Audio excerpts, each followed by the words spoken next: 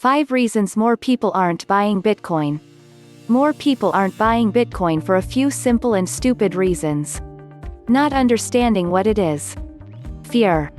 They think they're too late, they're not. Believing everything they read in mainstream media. Thinking that it's a bubble. This one personally annoys me. Everything is a bubble, it's just cyclical. What happens when the housing market crashes? It creeps back up, and then crashes again. People always compare Bitcoin to the dot-com bubble, but websites, and high-valued websites, haven't gone anywhere since that bubble burst. There's inherent risk in everything, from crossing the street to making an investment. I'm not saying everyone should buy into BTC, I don't suggest it at all actually. I think the average person will go into BTC, probably see it rise meteorically and invest at the end of an uptrend, then watch it crash. They'll pull out their money at a huge loss and swear off BTC, while telling everyone who will listen that it's a scam. The vast majority aren't buying into Bitcoin for the same reason more people don't buy stocks, or put money into an IRA. The slightly smaller majority isn't buying into Bitcoin because the Vox Populi hasn't given its seal of approval. Bitcoin isn't cool yet. If Bitcoin were a company, let's say Facebook for the sake of this metaphor, it's still at the point where only college students are using it. You still need a college email to even sign up at this point, and your parents aren't going to have FB pages for another 6 years at least. The people who are in BTC right now are the early adopters, the risk takers, and the true believers. At the end of the day, those people are just a minuscule minority in our population. I don't think everyone should get into Bitcoin. I think people who are willing to educate themselves about the market, develop a trading strategy, and stick by it strictly should consider it as a valuable financial tool. I think that anyone who isn't happy with the fact that the world is run by financial institutions manipulating governments should consider it as a tool to inspire drastic change. Long story short, more people aren't in Bitcoin yet because it's still looked at the way that Airbnb and other share economy business models were looked at by previous generations when they launched. Wait, you just get into a random person's house. That's not safe? I don't trust Uber. You're telling me I'm supposed to get into a car with a stranger and expect them not to hurt me? Bitcoin is fake internet money and it's a miracle that it's gotten this far. It's all a scam.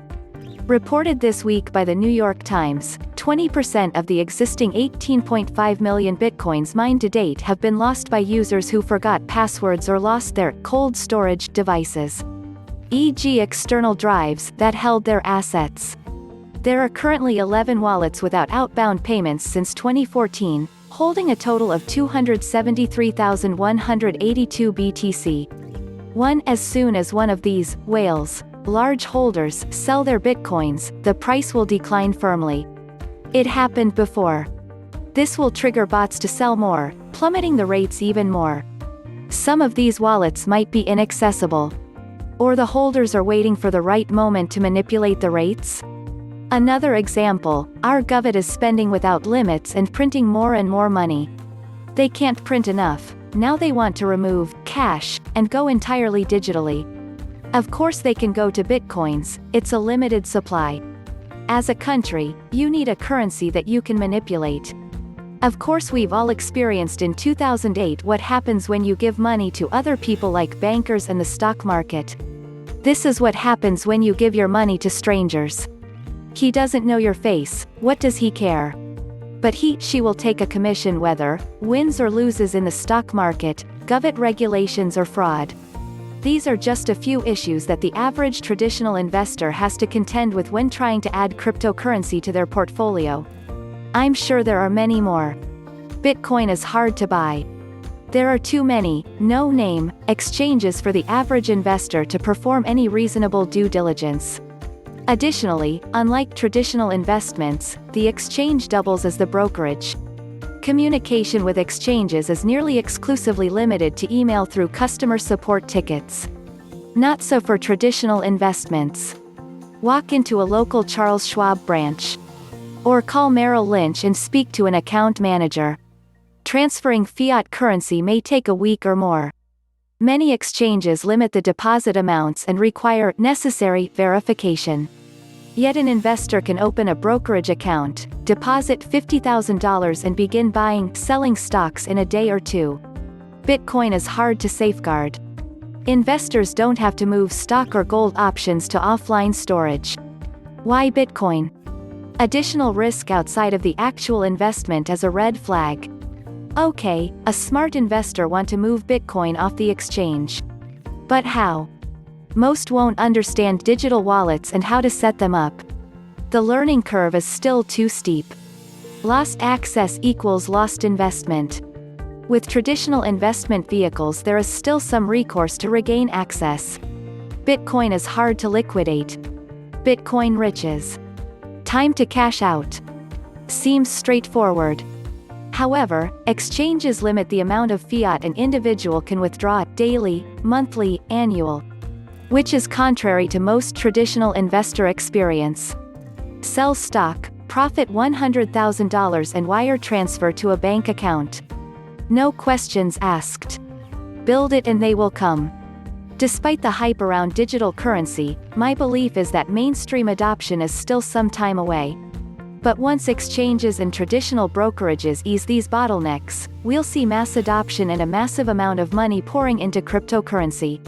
While Bitcoin can certainly be used to pay for things in a very few places, it is a different beast than ordinary currency. Currencies used to be based on gold. These days the value of a currency is linked to the amount of money circulating and the intrinsic value of the economy supporting it. But looking at it differently, money is basically an IOU generalized type of paper. It is based on trust. And so Bitcoin qualifies here as money. However, Bitcoins, and the other cryptocurrencies, are not backed by an economy and therefore are more like a commodity than a currency. That's the reason the value of Bitcoin has been able to increase and decrease in value so fast. Such roller coaster behavior obviously and rightly makes people skeptical about the value of the currency. Personally, I will not invest in Bitcoin today, but would have loved to do so a few years ago, for obvious reasons. But do notice the word, invest. As for all investments, the rule of thumb should be that it is money you can afford to lose. But if it is an investment, then it is not for use as a currency to pay for bread, milk, mortgage, you get the picture.